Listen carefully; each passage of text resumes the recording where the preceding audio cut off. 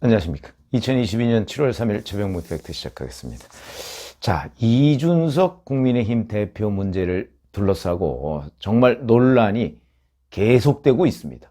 제가 어제도 말씀드렸지만 7월 7일 윤리위원회가 열리죠. 근데 그 윤리위원회의 전과 후의 국민의힘이 어떤 상황일까? 저는 아마 라운드만 바뀌지 공방은 계속될 것이다. 이렇게 제가 예상을 했었죠. 그 예상은 틀릴 수도 있는 거죠. 그러나 제 생각에는 그렇다는 거죠. 전과 후가 여튼 징계를 하든 안 하든 문제는 계속해서 불거지고 진실공방 비슷한 국면으로 가고, 경찰은 경찰대로 계속 수사를 하고, 경찰이 지금 수사한 지 6개월이 됐다, 7개월이 됐다, 이렇게 얘기를 하는데, 그 수사 앞으로 얼마나 더 갈지 모르겠습니다. 경찰은 원래 수사 속도가 좀 느린 편이더라고요. 이재명 의원 수사하는 것을 봐도. 그러니까 이것도 더군다나 지금 이제 그 김성진 아이카이스트 대표 주장은 2013년부터 2016년까지 20차례 이상의 접대를 했다고 얘기를 하니까, 그거 하나하나를 다 적어도 5개 이상은 확인을 해야 되니까, 그러니까 아마 시간이 더 걸릴지도 모르겠다. 양쪽의 의견이 정확하게 그 정면으로 부딪히고 있고, 그 다음에 무엇보다 김성진 대표가 지금 김성진 대표의 변호사가 각종 증거와 팩트들을 경찰에 제출했다고 하는데, 그 증거와 팩트가 정말 본인이 다른 사람, 여러 사람을 접대한 거냐, 아니면 이준석을 접대한 거냐. 왜냐면 그 장면에 이준석이 나와야 되거든요. 그러니까 그런 부분을 일일이 확인하려면 아마 시간은 좀 걸릴 텐데, 그렇더라도 6개월, 7개월은 좀 심한 건 아닌가 이런 생각이 들기는 합니다만은, 여기서 중요한 거는 정권이 바뀌었고 윤석열 대통령이 5월 10일 날 취임을 했고, 지금 이제 2달이 다 돼갑니다. 이렇게 돼서 지금의 경찰은 윤석열 정부의 경찰이라는 거죠. 이런 점에서 본다면, 자, 도대체 윤석열 대통령의 생각은 어떤 것이냐? 제가 중간중간에 좀 말씀을 드리기는 했습니다만은, 전 그동안에 끊임없이 기자 출신들은 원래 그런 거를 많이 취재를 합니다. 왜냐면 그게 그만큼 중요하기 때문이죠. 여러 곳에 영향을 미칩니다. 그래서 바로 이준석 대표도 1일 날 사실은 나토 정상회의 참석자 출국할 때는 공항에 안 나갔다가 귀국할 때는 공항에 나갔죠. 나가서 무슨 얘기를 했느냐 그랬더니, 저희가 이제 화면으로만 이렇게 보이는 거는 윤석열 대통령이 웃는 표정으로 이준석 대표와 악수를 했습니다. 그 웃음의 의미가 뭐냐? 이런 것들을 이제 분석하는 게 정치부 기자들의 몫이거든요. 그럼 정말 반갑다고 해서 웃는 것이냐? 아니면 다른 의미가 있느냐? 이런 건데, 이준석 대표 본인이 이렇게 얘기했습니다. 라디오에 나와서 윤 대통령에게 이번에 정말 성과가 좋았다고 이렇게 얘기를 하니까 웃는 표정이 나왔다. 첫 해외 순방인데 나토의 역할에서 주체로 인정받았다는 측면에서 외교 방향이 선명하게 보였다. 이렇게 나름대로 해석을 했습니다. 그래서 웃는 장면이 나왔다. 그러니까 본인도 기분이 나쁘지 않다. 이런 의미로 받아들여집니다. 그런데 이제 이때 언론 매체들은 그럼 어떻게 해석하고 있느냐? 이건 결국 본인에 대한 전방위적인 포위, 이게 계속되고, 심지어는 그 전날 이제 친윤계의 대표죠. 대표격이라고 하기는 어렵지만 하여튼 친윤계인 박성민 당대표 비서실장, 이준석 대표 비서실장입니다. 갑자기 사의를 표명하니까 이제 나에 대한 포위가 거의 완성됐구나 하는 아마 고립감을 느꼈을 것이다. 그렇기 때문에 적어도 윤 대통령만이라도 잡아야 되겠다. 그런 생각에 공항에 나간 것 아니냐. 그러니까 윤심과 윤 대통령 주변, 그 주변이 누군지는 모르겠습니다만 아마 이준석 대표는 장제원 의원 등을 염두에 둔 것으로 보입니다. 그 사람들의 포위하는 포위 세력과 윤심을 좀 분리해 놔야 되겠다 라고 이준석 대표가 나름대로 구상을 해서 서울공항에 나간 것 아니냐, 이제 이런 해석들을 내놨습니다. 저도 그런 해석에 동의하고 제가 취재한 것도 비슷하지만 저는 이미 늦었다 이렇게 본 거죠. 왜냐면 윤심은 어떤 상황인지 이미 정해졌기 때문이다 라고 생각을 합니다. 그럼 그게 뭐냐? 이게 중요한 대목입니다. 자, 그럼 윤심은 왜 정해졌느냐? 우선 지난달 중순, 그러니까 5월 중순 6월 중순이죠. 6월 중순에 대통령실하고 비공개 만찬회동이 있었다는 게 동아일보에 보도가 됐었고, 첫 번째 만찬회동이 있었고, 두 번째는 회동이 예정됐는데 몇 시간 전에 취소됐다. 그 기사는 살펴보면 굉장히 구체적입니다. 그게 일반적으로 기자들이 얘기하듯이 장문했다. 그게 이제 오보였다는 얘기인데, 그렇게 보기에는 상당히 많은 여러 가지의 요소들을 담고 있다. 저는 그렇게 봅니다. 그래서 저는 그 기사가 맞을 텐데, 그러면 대통령실에서는 왜 부인했느냐? 그 기사의 일정 부분이 사실이 아닐 가능성이 있다. 예를 들어서 비공개 만찬, 비공개야 맞지만 만찬은 아니고 면담이 있었을 수 있다. 그런 부분이죠. 그럼 부인할 수 있는 거죠. 왜냐하면 만찬을 부인한 거니까. 저는 그렇게 지금 보고 있습니다. 그것도 뭐 계속해서 이제 취재해야 될 대상이고, 그러나 어찌됐든 간에 이런 진실 게임을 대통령실하고 벌였을 때 그건 대표한테 손해죠. 대표가 언론 플레이를 할 게 있고 안 할 게 있고 그런 겁니다. 그런 점에서 이 문제 하나, 그 다음에 박성민 의원의 비서실장 사퇴 문제, 뭐 이런 것들로 이제 이른바 윤심이 이준석 대표를 손절한 것 아니냐. 그러면서도 기자들이 이제 자신이 없으니까 다 물음표를 칩니다. 그 뒤에 손절한 건지 안 한 건지 잘 모르겠다 이거죠. 자, 그래서 조선일보를 보면 박성민 비서실장이 사퇴했을 때 그 사퇴한 결정적인 이유는 대통령이 아니 도대체 당대표 비서실장이라는 사람은 역할을 제대로 하고 있는 거냐? 라고 얘기를 했다 하는 것이 전해져서 그래서 사퇴를 했다. 조선일보는 그렇게 취재를 하고 있습니다. 뭐 그거는 확인할 길이 없습니다. 그리고 그럼 박성민 대표 비서실장이 정말 윤심이 뭐냐 하는 걸 나름대로는 확인해 봤겠지만 윤 대통령한테 직접 전화해 보지는 못했을 거 아닙니까? 그런 것들이 이제 호가호위입니다. 호가호위. 그러니까 대통령 주변에 있는 사람이 뭐라고 했을 때 그 얘기를 듣는 다른 사람들은 그걸 대통령한테 확인할 수가 없는 거 아닙니까? 확인할 수 있는 정도는 아마도 제가 추정컨대는 정말 윤석열 정부의 초실세들, 뭐 권성동 원내대표, 장제원 전 비서실장, 제가 그 두 사람 간의 실세 경쟁, 이것도 한번 말씀을 드린 적이 있죠. 저는 그 실세 경쟁이 있다고 봅니다. 그 다음에 예를 들어서 대통령 실장, 아니면 그 다음에 이제 뭐 이상민 행정안전부 장관, 뭐 한동훈 법무부 장관 정도, 그 정도 외에, 그 다음에 뭐 숨은 실세가 또 있을 수 있겠죠. 그런 정도 아니면 확인 못 합니다.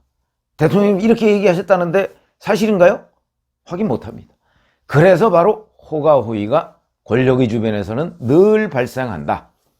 저는 이것도 그런 차원이 아니겠는가. 그러니까 누군가 박성민 대표 비서실장도 확인하기가 어려웠을 테니까 거기도 대통령이 직접 전화하기 전에는 자기가 전화해가지고 그런 걸 물어볼 수가 없는 거죠.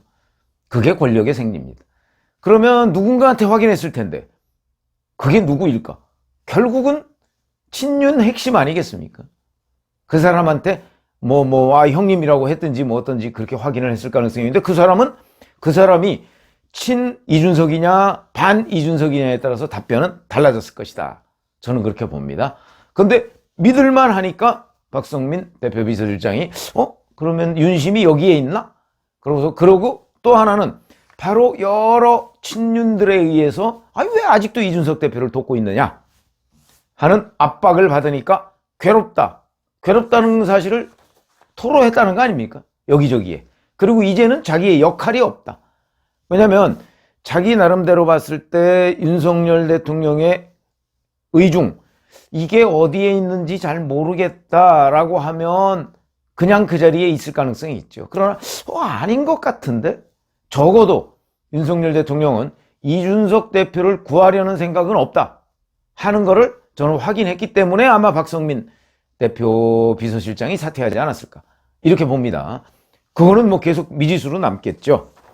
자, 그러면 제가 이제 지금 이러저러한 상황을 종합하고 취재를 좀 해보고 제 취재가 반드시 맞았다고 저는 생각은 못 합니다. 왜 그러면 이런 취재들이 워낙 어려운 거거든요. 근데 나름대로 하여튼 취재를 해보고 이런 것들을 종합해서 내린 결론은 윤석열 대통령 며칠 전에 왜 도어 스태핑에서 그런 얘기를 한 적이 있었죠. 아유, 그 당무에 관한 일은 내가 관여하지 않습니다라고 얘기한 적이 있는데 저는 그런 입장인 것으로 보고 있습니다. 그러니까 적어도 분명한 거는 윤 대통령은 이준석 대표 문제에 대해서 이래라 저래라 얘기를 안 한 거죠. 그러면 이 얘기를 안 했다는 사실이 뭘 의미하느냐는 것도 또 중요합니다. 왜 그러냐? 이렇게 보시면 됩니다. 아까 호가호의 얘기를 제가 말씀을 드렸는데 윤석열 대통령이 이 부분에 관해서 이준석을 구할 것인가, 이준석을 아웃시킬 것인가 아무런 얘기를 안 하고 있으니까.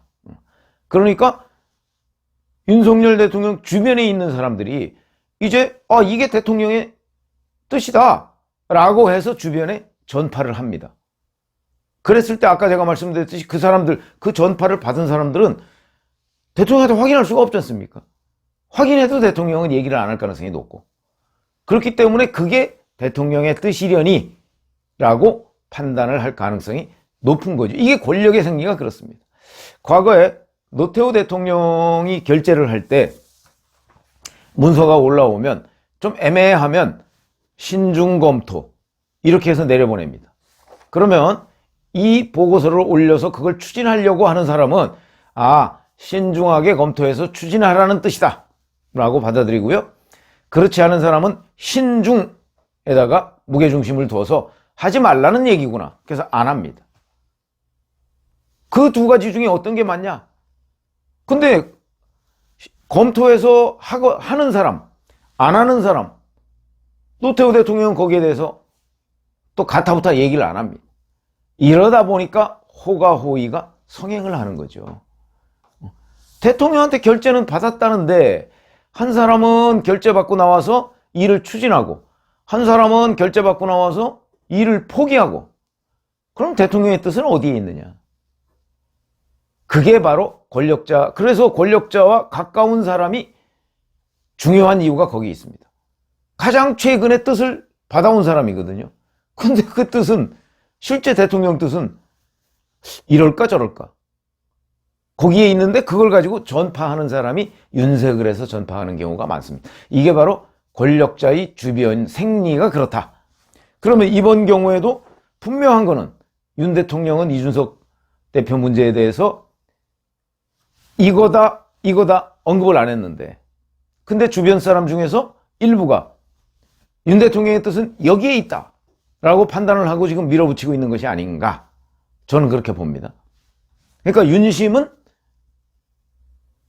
아무것도 그렇다고 중립도 아닙니다. 왜? 윤 대통령이 일부 윤 대통령 측근들이 나가서 이준석 아웃을 위해서 열심히 지금 뭔가 작업을 하고 있다는 것을 알죠. 근데 제동을 안 겁니다. 제동을 걸면 그거는 이준석 대표권에 관해서 윤 대통령이 아니다, 살려야 한다 라는 생각을 가지고 있는 것이고 제동을 안 걸고 놔둔다 이러면은 이건 일종의 묵시적 동의 이 정도라고 봐요. 그러나 본인이 관여하진 않습니다. 관여해서 야 그거 어떻게 해라 라고 하면 윤심이 명확하게 드러난 거죠. 근데 그게 아니고 그냥 관여를 안 하고 놔두고 있습니다. 그러면 측근들은 묵시적 동의라고 해석을 할 여지가 굉장히 많죠. 저는 뭐 그렇게 해석해도 크게 무리가 없다 이렇게 생각을 합니다. 그러나 적어도 윤심이 이준석 아웃 이런 거는 아니다는 거죠. 이제 그런 부분이고 근데 이렇게 되다 보니까 이제 그 이른바 윤석열 대통령 측근에 있는 사람들이 당내 의원들이나 아니면 당원들이나 이런 사람들한테 계속해서 자 윤심은 이준석 구하기에 있지 않다 손절이다 이렇게 계속 전파를 하고 있으니까 지금은 마치 윤심이 이제 이준석 아웃에 있는 것처럼 이렇게 돼 있는데 1부터 100까지 0부터 100까지라면 제가 보기에는 이게 100이 이준석 아웃 여기가 이준석 구하기라면 아마 한 60쯤에 있지 않을까. 그러니까 의사표시는 안 한 거죠. 그러니까 윤심은 거기에 있다고 저는 이제 제가 취재한 결과는 그렇다는 거죠. 그래서 사실은 지금 국민의힘의 그 게시판이 있습니다. 할 말 있어요 라는 데 보면 여기는 지금까지는 이준석 대표를 옹호하는 글과 윤석열 대통령을 옹호하는 글이 굉장히 맞부딪혀서 활발한 논쟁이 벌어지고 있는 지역입니다. 근데 이곳에서 사실은 이준석 대표가 윤석열 캠프 상임선대위원장 던질 때 이때도 거의 팽팽했다고 합니다. 찬반이 뭐 이준석이 잘했다 또는 이준석 사퇴하라 뭐 이런 게 팽팽했다고 합니다. 그런 상황이었고, 그 다음에 박성민 대표 비서실장이 전격 사퇴했을 때 이때도 이 인터넷 글에 보면 뭐 대단히 뭐 여러 가지 그 이준석 대표 문제, 오히려 이준석 대표 문제를 저격하는 글들이 많이 올라왔다. 그럼 그건 최근에 상황 변화죠. 물론 이 상황 변화를 놓고 해석을 좀 달리하는 사람들도 있습니다. 이준석 대표에 대한 지지자 그 상당 부분이 당원 게시판보다는 인터넷 공간으로 넘어갔다. 그래서 인터넷 공간에는 이준석 지지가 더 많다고 합니다. 그 인터넷 공간이 대표적인 게 뭐 FM 코리아, 그래서 뭐 팸코라고 하는 데라는데 그런 데로 많이 넘어갔다고는 합니다. 그래서 인터넷 공간에서는 아직도 이준석 대표가, 윤석열 대통령과의 관계에서는 이준석 대표가 좀 우세한 국면을 점하고 있다. 그건 아무래도 이제 그 이준석 대표의 지지자들이 2030 남성 위주니까 그 사람들이 활발히 인터넷 공간 등에서 활동을 하기 때문이 아닌가. 뭐 이렇게 분석은 되는데 어찌됐든 간에 당원 게시판에 그 분위기가 좀 달라졌다. 이거는 윤석열 대통령 측근들의 활발한 활동 그 영향도 있지 않나 하는 생각이 들고요. 자, 이러다 보니까 당내에서 이제 이런저런 우려들이 어마어마하게 많이 나오고 있습니다. 이재호 상임고문 뭐 이준석 대표의 문제를 지적하지만 그러나 그렇다고 해서 또 이준석 대표직 내려놔라 또 이건 아니더군요. 그 다음에 당내 최고령 의원이죠. 홍문표 의원. 심지어는 이 지지율 하락과 관련해서 패거리 정치와 배신의 정치를 얘기했습니다. 이거는 제가 보건대는 윤석열 대통령 주변 일부 그 측근들과 이준석 대표를 동시에 겨냥한 거로 보입니다. 그러면서 오히려 윤석열 대통령 주변을 더 나무라는 듯한 전체적인 분위기를 보면, 왜냐하면 대목 중에 이런 게 있습니다. 아니 당원들을 만나보니까 지금 출범 2달 만에 이러면 이거 5년이 가겠나 라는 사람들도 있더라.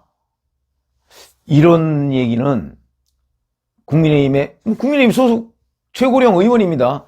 충남 홍성 출신이죠. 대단히 아픈 얘기죠. 당원들 가운데 그런 사람이 있다는 거예요. 그것도 뭐 무슨 민주당 사람도 아니고. 그러니까 당원들이 불안한 시선으로 지금 소속당인 국민의힘의 사태를 보고 있는 거다. 그런 얘기를 현역 의원이 라디오에 나와서, YTN 라디오에 나왔더군요. 공개적으로 지금 얘기를 하는 상황이 벌어졌다. 이런 사람들이 하나둘씩 저는 늘어갈 것으로 봅니다. 불안감. 이러다가. 그런데 글쎄 뭐 국민의힘에는 다행이라고 해야 될까요? 뭐 사실 뭐 선거는 가장 가까운 전국 선거는 1년 10개월 뒤에 총선이 있습니다. 저는 이 사태의 여진이 계속 갈 거라고 봅니다. 어떤 상황이 되든. 물론 내년 6월 11일 날 새 대표를 뽑으면 상황은 확 달라지죠. 그러나 그 전까지는 이런 그 여진은 계속될 것이다. 이렇게 그 예상을 합니다. 그게 제가 어제 말씀드린 7월 7일 전과 후의 국민의힘입니다. 아마 그 일부 댓글에 보면 무슨 7월 7일 그때 만약에 징계하면 며칠 반짝 하다가 이 이슈는 없어질 것이다 그러는데 글쎄 저희 경험으로 보면 그렇지 않습니다. 오래가죠. 더군다나 이준석의 결기가 지금 꽤 있어 보입니다. 항전 의지가 꽤 있어 보인다는 거죠. 그러면은 제법 오래갑니다. 제가 어디서 말씀을 드렸는지 모르겠는데 1987년에 이민우 구상을 발표한 뒤에 YS와 DJ가 저 이민우 총재 안 되겠다. 그래서 내쫓으려고 했는데 못했습니다. 둘이 힘을 합쳤는데도 못했습니다. 그만큼 선출된 대표의 권한은 막강합니다. 그래서 87년에 결국 YS와 DJ가 그 당 신민당의 국회의원들은요 YS계 아니면 DJ계입니다. 그러니까 대표를 쫓아내려다가 못하니까 결국 나중에 자기 계파들을 다 탈당을 시켰습니다. 그래서 별도의 정당을 만들었죠. 그런 경우도 있다. 그러니까 선출된 대표의 잘못이 그게 사법적으로 문제가 되지 않는 한, 지금 이거는 이제 경찰에서 수사를 하고 있으니까 만약에 경찰에서 기소를 하면 상황이 달라집니다. 그러면 이제 이준석 대표도 항변을 하기야 하겠지만 목소리가 작아지고 국민 공감대가 작아지겠죠. 일단 기소를 하면, 기소해도 물론 무죄 추정의 원칙이라는 건 있지만 그래도 하여튼 경찰이 조사를 해서 증거를 가지고 재판에 넘겼다고 하면 상당한 정도로 이준석 대표의 목소리는 줄어들 수밖에 없다. 그 상황이 되지 않는 한 지금 현재는 진실공방의 게임으로 가면 이거는 굉장히 장기화될 가능성이 있다는 걸 제가 어제 유튜브로 해드린 것이고, 오늘 말씀은 이제 윤심이 어디에 있느냐는 걸 제가 좀 제 나름대로 취재를 해보니까 이렇더라 하는 거고, 근데 이게 이제 이렇게 되면 정말 국민의힘에 이 경찰 문제 쉽게 안 끝날 거라고 제가 그랬었죠. 시간이 많이 걸릴 겁니다. 이렇게 되면 국민의힘에 상당한 타격이 있을 것이다. 근데 그나마 다행인 거는 뭐 가까운 시일 내에 뭐 전국 선거가 없어서 다행이긴 합니다만은, 글쎄 이렇게 전국을 끌어가는 것이 과연 맞느냐, 판을 크게 볼 때 맞느냐, 이런 부분에 관해서 지금 당내에서도 의견이 다양하고, 그런 점에서 저는 뭐 윤 대통령의 개입을 제가 주문을 했습니다만은 지금까지 개입 안 하는 것으로 봐서는, 개입한 흔적이 없습니다. 그런 것으로 봐서는 아마 윤심은 그냥 두고 보자, 놔둬 보자, 뭐 이런 것 아니겠는가, 이렇게 판단이 들어서 말씀을 드렸습니다. 고맙습니다.